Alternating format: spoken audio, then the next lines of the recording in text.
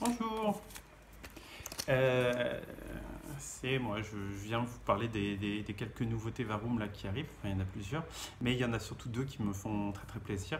Voilà, il y a des années, je suis tombé à Berlin sur ce petit livre, voilà, on va mettre, qui s'appelle Meisterlampe par un auteur qui s'appelle Ma ville. Voilà, Ma ville, et donc Markus Mann et qui dessine à Berlin, qui fait partie, qui est un peu le chef de file de la jeune BD allemande, et qui est un type très sympa, très chouette.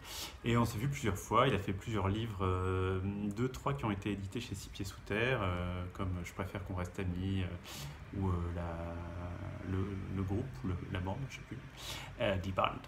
Et puis surtout, il a fait un très gros roman graphique chez Gallimard qui s'appelle Kinderland, qui était très bien. Mais moi, je mets bien celui-là. Il est tout petit, voilà, comme ça. Et voilà, Meisterlampe, c'est ce lapin, voilà. Et ce lapin a un problème, c'est qu'en fait, dès qu'il touche, c'est un électricien, mais dès qu'il approche d'un objet électrique, ça pète. Mais dès qu'il s'en éloigne, ça remarche. Du coup, en fait, dans sa boîte, il travaille avec cette jeune fille, puis deux autres nanas, c'est une toute petite PME. Et le patron est persuadé que c'est un génie, parce qu'en fait, dès que ça pète, il est là. Et dès qu'il s'en va, c'est réparé. Voilà. Et de ce gag unique, ma ville a fait 96 pages, qui sont 96 fois le même gag. Mais c'est hyper drôle, c'est hyper touchant, c'est hyper marrant. Et ben voilà, du coup, on l'a fait en français et en plus grand. Voilà, ça s'appelle Maître Lampin. Alors, on l'a fait en plus grand parce qu'en fait, c'est tout petit, petit, petit, petit. Voilà. Et dedans, il y a des pages assez géniales, comme par exemple, il y a un moment, l'imprimeur nous a écrit en disant excusez-nous, mais il y a un problème sur cette page. Et en fait, il n'y a pas de problème, c'est la page qui est comme ça. C'est-à-dire que le lapin est tellement vil qu'il réussit à faire sauter la pagination chez l'imprimeur. Donc j'ai rassuré notre imprimeur en disant non, mais en fait, ça va. Voilà. Et ici, par exemple, c'est Benoît qui a corrigé et qui disait mais c'est bizarre, il a changé de style graphique, il passe au crayon. Et en fait, il se trouve que dans la page, tout a été fait au crayon, mais les personnages ont renoncé aux ordinateurs et tout parce que c'est trop compliqué. Donc en fait, même le dessinateur a renoncé à utiliser l'ordinateur. Voilà, donc c'est complètement méta. Voilà, et il s'appelle Maître Lampin. C'est un peu plus cher que l'original. L'original était à 5 euros, il était tout petit, là il est à 8 euros.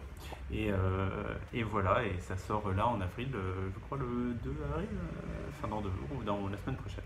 Voilà, c'est trop cool, il est trop bien. Et l'autre qui arrive et qui sera le 17 avril, c'est Comment être une femme élégante. Voilà, de Sol Diaz. Alors c'est encore un. Alors c'est aussi une adaptation, puisqu'en fait Sol Diaz est chilienne. J'ai rencontré cet été à Santiago du Chili. Et elle a publié en ligne des dessins séparés qu'elle a publiés dans 2 recueils là-bas. Et quand je suis allé à Santiago du Chili, j'ai vu des livres dans quelques librairies. Il y a moins de choses que chez nous, bien sûr, mais quand même. Et je suis tombé sur un livre super sympa. Je me suis dit, c'est cool ça. Et c'était Sol Diaz. Puis à côté, il y en a un autre hyper sympa. Et c'était Sol Diaz. Et puis à côté, il y en avait un autre encore sympa. Et c'était Sol Diaz.